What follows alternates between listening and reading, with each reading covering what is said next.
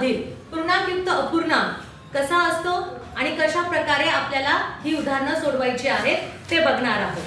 तर या ठिकाणी सर्वात पहिले बघा, अंशापेक्षा जर छेद मोठा असेल, अंशापेक्षा छेद मोठा असेल तर छेदाधिक अपूर्णांक म्हणतात। त्याला काय म्हणतात? छेदाधिक अपूर्णांक। आणि जर छेदापेक्षा अंश मोठा असेल, अगोदरच्या उदाहरणांमध्ये आपण काय बघितलं, छेद समान असेल किंवा अंश समान असेल तर काय करायचं, पण इथे अंश पण वेगळा आणि छेद पण वेगळा आहे, अंश पण वेगळा आहे आणि छेद पण वेगळा आहे, तर त्याच्यामध्ये कोण मोठं असतं ते आपल्याला बघायचंय। मग अंशापेक्षा छेद मोठा त्याला छेदाधिक अपूर्णांक असे म्हणतात आणि छेदापेक्षा अंश मोठा असेल म्हणजे वरची संख्या अंशाची संख्या जर मोठी असेल तर त्याला अंशाधिक अपूर्णांक असे म्हणतात।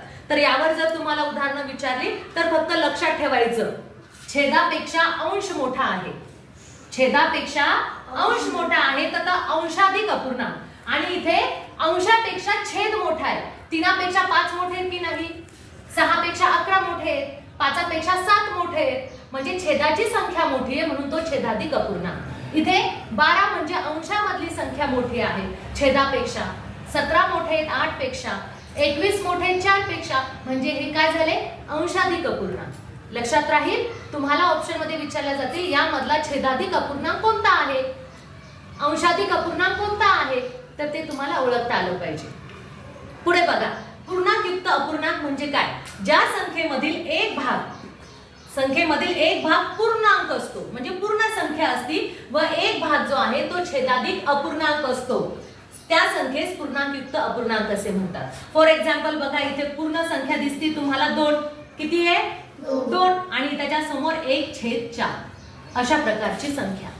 इथे 7 आहे, 7 ही पूर्ण संख्या आहे आणि त्याच्या समोर 2/3 आहे, 9 आहे आणि त्याच्या समोर काय आहे 11/11। आता या ज्या संख्या दिलेल्या आहेत पूर्णांकयुक्त अपूर्णांकाच्या आणि तुम्हाला जर विचारलं की याच्यामध्ये पूर्णांकयुक्त, तुम्हाला अशा संख्या दिल्या जातील, अपूर्णांकाच्या संख्या दिल्या जातील आणि त्याच्यामध्ये एक संख्या तुम्हाला पूर्णांकयुक्त अपूर्णांकाची दिलं तर ती तुम्हाला लगेच ओळखता येईल, बरोबर आहे की नाही। पण समजा जर अशी उदाहरण तुम्हाला आली, आता समजा हे पूर्णांकयुक्त अपूर्णांक आहे, ह्याला आपण पूर्णांकामध्ये घेऊया। आता कसं पूर्णांकामध्ये घेणार तुम्ही, या दोघांचा गुणाकार करायचा, काय करायचा, या दोघांचा गुणाकार, ही संख्या आणि ही संख्या, आणि त्याच्यामध्ये हा 1 मिळवायचा आणि खाली 4 जसेच्या तसे ठेवायचे। मग सर्वात अगोदर आपण कोणती क्रिया करतो, गुणाकाराची। 4 दुनी 4 2 जा 8, 1 मध्ये 1 मिळवला किती आले 9 9 चा छेद 4 ही झाली। बघा इथे 3 संख्या आहेत पूर्णांकयुक्त अपूर्णांकामध्ये, लगेच आपण त्याला कशात कन्वर्ट केलं, अपूर्णांकामध्ये कन्वर्ट केलं, अपूर्णांकामध्ये बदललं, 9/4।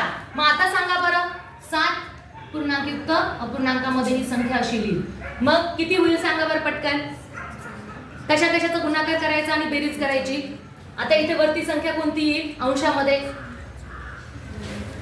7 21, 21 मध्ये 2 मिळवले 23 आणि ही छेदामधली संख्या जशीच्या तशीच, अशा प्रकारे ती उदाहरणं असतील, समजली।